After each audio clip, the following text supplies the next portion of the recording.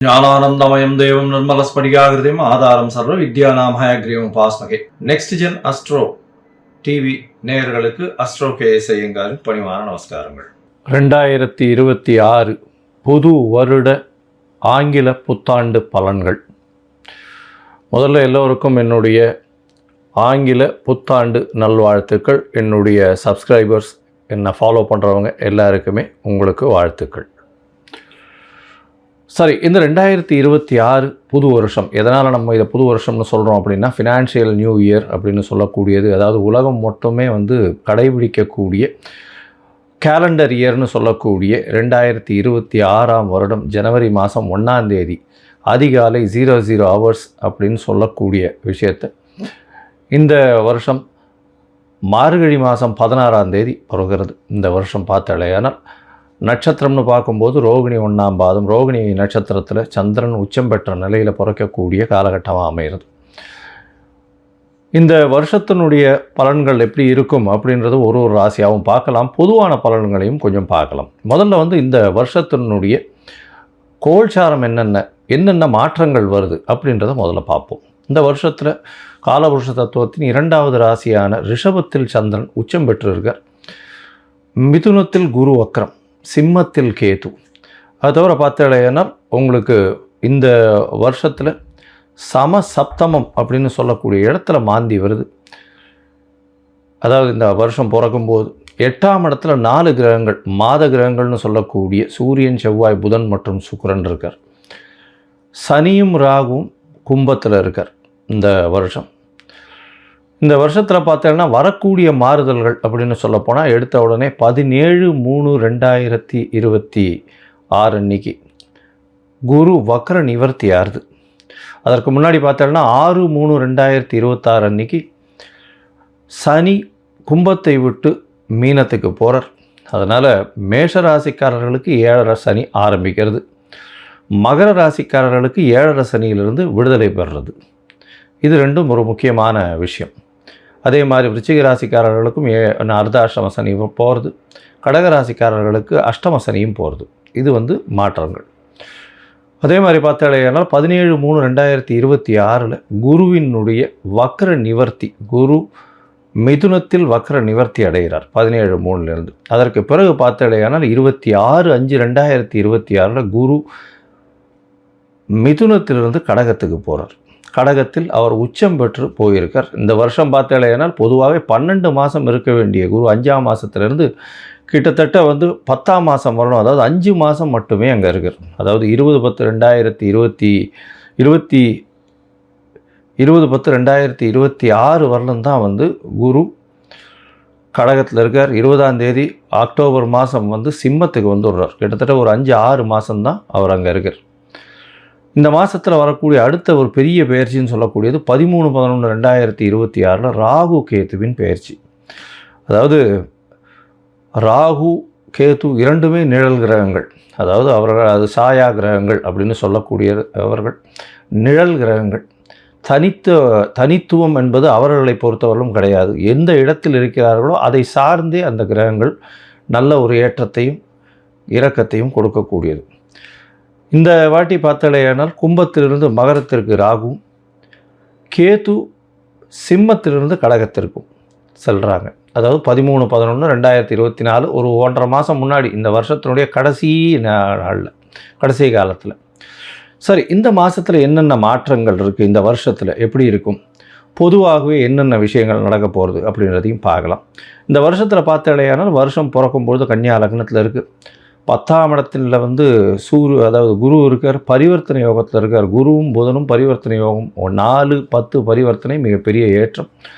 இந்த வருஷத்தில் பார்த்தோன்னா நம்மளுக்கு பொதுவான பலன்கள் அப்படின்னு பார்க்கும்பொழுது தொழில் அபரிமிதமாக இருக்கும். அதுவும் கணக்கு தொழில்கள், ஷேர் மார்க்கெட் 85 95 வரலும் 95,000 பாயிண்ட்ஸ் வரலும் போகக்கூடியது நிச்சயமாக உண்டு. போன வருஷம், அதாவது 2025 நான் சொல்லியிருந்தேன், டிசம்பர் மாதத்துக்குள்ளே 85,000 பாயிண்ட்டு தாண்டக்கூடிய வாய்ப்புகள் அதிகம் அப்படின்னு சொல்லியிருந்தேன். ஏன்னா புதன் ரொம்ப ஸ்ட்ராங்காக இருந்ததுனால இந்த வருஷம் ஒரு 10,000 பாயிண்ட் வரலும் நிச்சயமாக மாற்றங்கள் ஏற்படுத்தும். 95,000 பாயிண்ட்டிலிருந்து 1,00,000 பாயிண்ட் வரலும் சென்செக்ஸ் வரக்கூடிய வாய்ப்புகள் நிச்சயமாக உண்டு.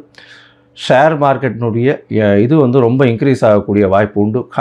கணிதம் சார்ந்த துறைகள் எல்லாமே பலப்படும். அதை தவிர வந்து அனலிட்டிக்கல் லேப்ஸ் எல்லாமே வந்து ரொம்ப அதிகமாக இருக்கும். அதை தவிர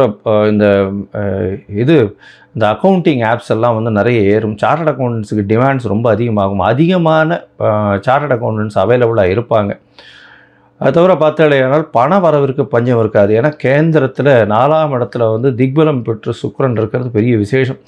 இதன் மூலியமாக ஆட்சியில் இருப்பதாக எடுத்துக்கொள்ளணும். அதனால் வந்து பண வரவிற்கு பஞ்சம் இருக்காது. எடுத்த காரியங்கள் எல்லாமே நிறைவேறும். இந்த வாட்டி பணப்புழக்கம் கொஞ்சம் அதிகமாகவே இருக்கக்கூடிய காலகட்டம். சுக்கிரனும் 4ஆம் இடத்துல இருந்து திக்பலம் பெறதுனாலையும், அதாவது இந்த கன்னியா லக்னத்துக்கு 4ஆம் இடத்துல இருக்கிறதுனால திக்பலம் பெற்று போகிறதுனாலையும், சந்திரனும் உச்சம் பெற்று போகிறதுனாலையும் பெண்களுடைய டாமினன்ஸ் இந்த வருஷம் ரொம்ப அதிகமாகவே இருக்கும். எந்த ஒரு விஷயத்திலையும் பெண்களுடைய ஆளுமை அதிகமாக இருக்கக்கூடிய வருஷமாக இந்த வருஷம் அமையும். கலைத்துறை, அதை தவிர வந்து பார்த்தோம்னா அழகு துறைகள், ஆடை விளம்பரம், அலங்காரம், இந்த மாதிரியான துறைகள் மிகவும் மேன்மை பெறக்கூடிய வாய்ப்புகள் நிச்சயமாக உண்டு. தண்ணீர் சம்பந்தப்பட்ட, பால் பதனிடுதல் சம்பந்தப்பட்ட துறைகள் மிகவும் ஏற்றத்தை கொடுக்கக்கூடிய வாய்ப்புகள் உண்டு. அரசாங்கத்திற்கு பார்த்தடையானால் இந்த விமானப்படை மூலியமாக, விமானம் பொருட்கள் மூலியமாக நிறைய ஏற்றம் வரும். இராணுவ தளவாடங்கள் விற்கிறதுல விமானம் சம்பந்தப்பட்ட விஷயங்களில் பெரிய ஏற்றம் வரக்கூடிய வாய்ப்புகள். ஏன்னா ராகு ரொம்ப ஸ்ட்ராங்காக இருக்கக்கூடிய காலகட்டமாக அமைய போகிறது. இந்த வருஷத்தில் பார்த்தடையானால் குருவும் உச்சம் பெற்று போகிறதுனால தங்கம் ஸ்திரமாகக்கூடிய வாய்ப்பு உண்டு. தங்கம் விலை பார்த்தோம்னா ஸ்திரமாக இருக்கக்கூடிய வாய்ப்புகள் நிச்சயமாக இருக்கும். ஸ்திரம் அப்படின்னா 12,000 to 15,000 ரேஞ்சிலேயே தான் இருக்கும். ரொம்பவும் இறங்கிறதுக்கு வாய்ப்புகள் நிச்சயமாக கிடையாது. மேக்ஸிமம் போச்சுன்னா 14 ரூபா 15,000 ரூபா வரலும் 1 கிராம் போகிறதுக்கு வாய்ப்புகள் உண்டு. அதற்கு மேலே போகக்கூடிய வாய்ப்புகள் நிச்சயமாக இல்லை. ஆனால் வெள்ளியின் விலை நிச்சயமாக உச்சத்தை தொடும், அதிகமான இதுவாக வரும். வைரத்தின் விலையும் அதிகமாக வரக்கூடிய வாய்ப்புகள் நிச்சயமாக உண்டு. ஏன்னா சுக்கிரன் ரொம்ப ஸ்ட்ராங்காக இருக்கக்கூடிய காலகட்டமாக இருக்குது. அதனால் நிச்சயமாக உங்களுக்கு வெள்ளியும் வைரமும் விலை ஏற்றம் அதிகமாக இருக்கக்கூடிய வாய்ப்புகள் மிகவும் அதிகம். அது தவிர வந்து பார்த்தாலேயானால் மைனிங் செக்டர், அதாவது வானூர்தி செக்டர், அதை தவிர வந்து ஏரோஸ்பேஸு, ஏரோடைனமிக்ஸு, அது தவிர ஏவியேஷன், இது எல்லாமே அதிகமாக வளரக்கூடிய வாய்ப்புகள் நிச்சயமாக உண்டு. நெருப்பு சம்பந்தமான பிரச்சனைகள் வரக்கூடிய வாய்ப்புகள் உண்டு. 1-2 நெருப்பு இன்சிடென்ட்ஸ் நடக்கும். மோஸ்ட்லி இந்த வருஷத்தில் ஒரு பெரிய விபத்தை சந்திக்க வேண்டிய காலகட்டமாக நிச்சயமாக வரும். அது தவிர பார்த்தாலேயானால் இந்த வருஷத்தில் என்ன சொல்கிறது, அதாவது இது கீழ்த்தட்டு மக்கள் மூலியமாக சற்று புரட்சிகரமான பிரச்சனைகள் வரக்கூடிய வாய்ப்புகள் உண்டு. அதாவது என்ன சொல்கிறது, ஒரு எதிர்ப்பு குரல்கள் அரசாங்கத்தை நோக்கி அதிகமாக இருக்கக்கூடிய காலகட்டமாக அமையப்போகிறது. ஆனால் மொத்தத்தில் பார்க்கும் பொழுது தண்ணீர் பற்றாக்குறை இருக்காது. அதிகமான மழை பெருக்கம் இருக்கக்கூடிய வாய்ப்புகள் அதிக மழை வர்றதுனால வெள்ளங்கள் அதிகமாக இருக்கும். வெள்ளத்தின் மூலியமாக பயிர்கள் வேஸ்டாக போகக்கூடிய வாய்ப்பு. ஒரு பக்கத்தில் மழை அதிகமாக கொட்டி பயிர்கள் வேஸ்ட் ஆகக்கூடிய வாய்ப்புகள், அதாவது உணவு தானியங்கள் வேஸ்ட் ஆகக்கூடிய வாய்ப்புகள் உண்டு. இந்தியாவினுடைய ஏற்றுமதி இறக்குமதி சற்று பாதிக்கக்கூடிய வாய்ப்புகள் நிச்சயமாக இருக்கும். இந்த வருஷம் பார்த்தாலேயானால் ஏற்றமான காலம். இந்திய மக்கள் அனைவருக்குமே நல்ல ஒரு ஏற்றமான காலமாக அமையப்போகிறது. நல்ல ஒரு பண வரவும் இருக்கும், பணம் பரிவர்த்தனையும் அதிகமாக இருக்கும், பண ரொட்டேஷன்ஸ் அதிகமாக இருக்கும், கையில் பணப்புழக்கமும் அதிகமாக இருக்கக்கூடிய காலகட்டமாக அமையப்போகிறது. சரி, இப்போது மேஷம் முதல் ஒரு ராசியாக வந்து இந்த வருஷம் எப்படி இருக்குது அப்படின்றத பார்க்கலாம். 2026 இந்த மாறுதல்களை வைத்து பார்ப்போம். அதுக்கு முன்னாடி என்னுடைய மொபைல் நம்பர் கீழே ஸ்க்ராலிங்கில் போயின்னு இருக்கும். உங்களுக்கு அஸ்ட்ராலாஜிக்கல் கன்சல்ட் தேவைப்படுமேயாயின் நீங்கள் எனக்கு ஃபோன் பண்ணுங்க. உங்களுக்கு அப்பாயின்மெண்ட்டு தரேன். உங்களுடைய date, time, place of birth, உங்களுடைய பெயர், உங்களுடைய தாய் தகப்பனார் பெயர், இதை அனுப்புங்க. என்னுடைய கட்டணம் என்னன்னு சொல்கிறேன். அந்த கட்டணத்தை வந்து போட்டுட்டு யூடிஆர் நம்பர் ஷேர் பண்ணுங்க. உங்களுடைய ஜாதகத்தை போட்டு சந்தி இருக்கான்னு பார்த்துட்டு, சந்தி இருந்ததே ஆனால் அதை தவிர்த்து என்ன இது பண்ண முடியும், உங்களுடைய நட்சத்திரம் என்ன, தசாநாதம் என்ன, தசை நடக்கிறது, உங்களுடைய லக்னம் என்ன அப்படின்றத குறித்து அதற்கு பிறகு உங்களோட அப்பாயின்மெண்ட் ஃபிக்ஸ் பண்ணிவிட்டு டிஸ்கஸ் பண்ணுறேன். பொதுவாகவே என்கிட்ட வர்ற ஜாதகத்தில் 50 வயசு 60 வயசில் இருக்கிற வாழ்க்கெல்லாம் வந்து நட்சத்திரம் சந்தியில் வர்றதுனாலையும் லக்ன சந்தியில் வர்றதுனாலையும் அவள் இருக்கக்கூடிய லக்னம் வந்து ரிஷப லக்னம்னு நினச்சிட்டு இருப்பாள். ஆனால் மிருகசீரிஷம் 3ஆம் பாதத்தில் இருக்கும், மிதுன லக்னத்தில் இருப்பாள். ஸோ அந்த மாதிரி மாறுதல்கள் நிறைய இருக்குது. அதனால் முதல்ல லக்ன சந்தி நட்சத்திர சந்தி எல்லாம் குறித்து அதற்கு பிறகு உங்களுடைய ராசிக்கு உங்களுடைய லக்னத்திற்கு ஏற்ப தசை நடக்கிறதா, இப்போ நடக்கிற கோச்சாரம் எப்படி நடக்கிறதுன்றதை பார்த்து அதற்கு பிறகு பலன் சொல்கிறேன். சரி, இப்பொழுது மேஷம் முதல் மீனம் வரை 2026 புத்தாண்டு பலன்கள் ஒன்றொன்றாக பார்க்கலாம். மிதுனம், மிருகசீர்ஷம், திருவாதிரை, புனர்பூசம் இந்த 3 நட்சத்திரம் 9 பாதங்களை கொண்ட ராசி. ராசியின் அதிபதி அப்படின்னு சொல்லக்கூடியவர் புதன். இந்த வருஷம் 2026 மிகப்பெரிய ஏற்றமான வருஷமாக இருக்க போகிறது. எஸ்பெஷலி இந்த மிதுன ராசிக்காரர்களுக்கு மிகப்பெரிய ஜாக்பாட் அடிக்க போகிறது. ஏன்னா உங்களுக்கு பார்த்தாலேனால் சனியினுடைய தாக்கம் எவ்வளோ நாளாக கிட்டத்தட்ட ஒரு 7-8 வருஷமாக வந்து ரொம்ப 7-8 வருஷம் இல்லை, ஒரு 4 வருஷம் 5 வருஷமாகவே ரொம்ப மிகுந்த சிரமத்துக்கு ஆளாயிருக்கீங்க.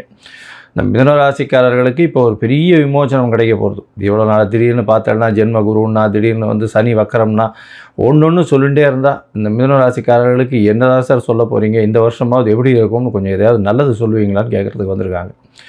என்னுடைய நண்பர்கள் எல்லாருக்குமே வந்து மிகப்பெரிய காலங்களில் பிரச்சனைகள் இருந்தது. ஆனால் இந்த வருஷம் அது எல்லாத்தையும் புரட்டி போட்டு மாற்றத்தை ஏற்படுத்தக்கூடிய மிகப்பெரிய ஏற்றத்தை கொடுக்கக்கூடிய காலகட்டமாக இந்த மிதுன ராசிக்கு அமைய போகிறது.